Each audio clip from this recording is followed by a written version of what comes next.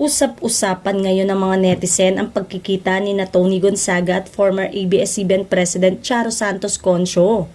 Missed you, Ma'am Charo Santos. Great meeting and lunch with you, say ni Tony sa caption ng post sa kanyang Facebook account, kung saan kasama rin nila ang kanyang asawang si Paul Soriano. Hinala ng ilang netizen, baka magbalik ka pamilya na si Tony na matagal naging host ng Pinoy Big Brother.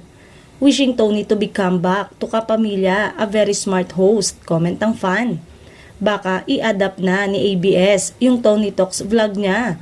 At I can't wait to see her hosting again sa ABS-CBN kung babalik siya, sabi naman ng isa pang netizen.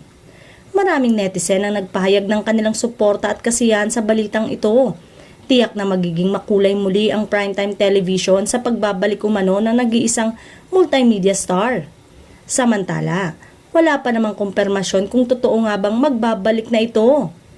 Bukod pa rito, may kontrata pa ang aktres sa All TV na network ng Pamilya Villar kung saan may partnership din sa Kapamilya Network. Kaya naman hindi malabo na totoo ang pagbabalik ng aktres sa nasabing homegrown network nito.